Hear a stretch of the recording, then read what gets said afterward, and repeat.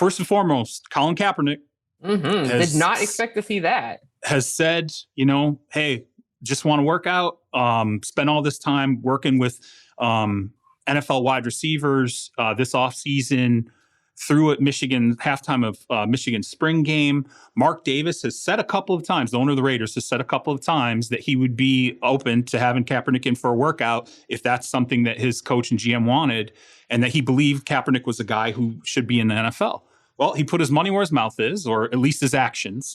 And on Monday, they opened the lines of communication with Kaepernick's people and just said, hey, want to have you in, want to do this on Wednesday. It's going to be about football. This is real. Like we're not doing, this isn't going to be like some show. We're not going to promote it. We want to have you in like a normal workout. Like you're a free agent that we are considering in our quarterback room. And so Colin went in today. It's going to be really interesting to see, what develops. And even if it doesn't work out with the Raiders, I wonder if the lack of a backlash, because I don't see any backlash, if the lack of a backlash that I think some teams were afraid of might go, hey, nothing happened. And there are a couple of teams, whose starters, I don't know. They might even consider, look, you can't tell me that he can't go in and at least compete in Seattle. You can't tell me that he can't go in and maybe compete in Carolina.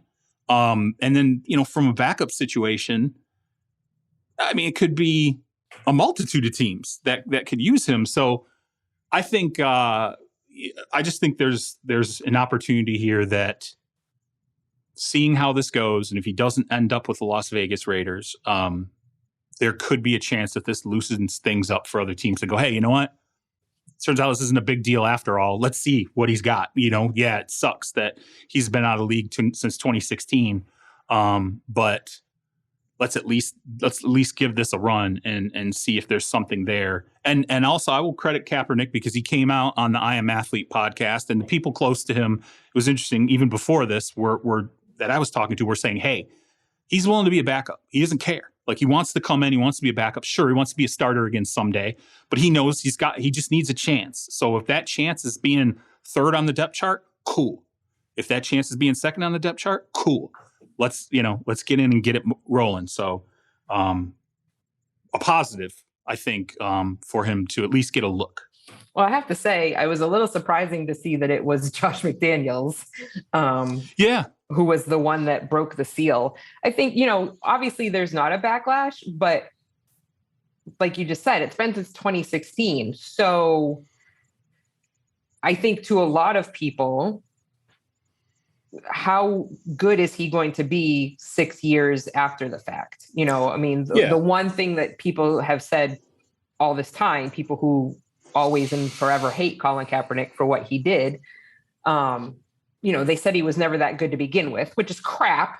Let's be clear. But now, if you already thought he wasn't that good and it's been 6 years, then I think you can wrap yourself in the comfort of, well, he wasn't that good 6 years ago. So how good is he going to be now? Another thing too, I want to mention this real quick. I don't mean to cut you off, but like people who say that, by the way, they forget or they ignore he was injured at the end of his run with the 49ers. He was not healthy. The last 2 years he was there, he was not a healthy player. And that receiving core was terrible. Yeah, the team around him was not good. and he lost a significant amount of weight while he was injured. Like he lost some strength while he was injured. Like it was not ideal for him physically, okay? And yet, I'll tell you what, go find the Dolphins game, okay, in his last year with San Francisco, okay? Like he destroyed the Dolphins. And while it might not have been the cleanest thing I've ever seen, sure as hell never seen Tua put up a game like that. I sure as hell never seen Drew Lock put up a game like that, or Geno Smith, or Sam Darnold, or whoever the hell else, Carolina wants to roll the dice on. So now again, that was years ago, and you're right, I hope that doesn't become the excuse that he's rusty. But and the truth is, he may be rusty. He may not be the player he was. Yeah, he may not be the player he was anymore. But I still think I'm glad that look, he's getting a shot. it sucks. Everything about it sucks the way it went. But I do think that this does continue to say something about the Raiders, who for decades and decades have done a lot of unconventional things or hung themselves out there on, hey, we're going to have a black head coach, or hey, we're going to have a black general manager, or, there's been a lot of things that the Raiders have done over the years to go, not going to stick with what, conventional wisdom is here. And Davis said what he said, and they backed it up.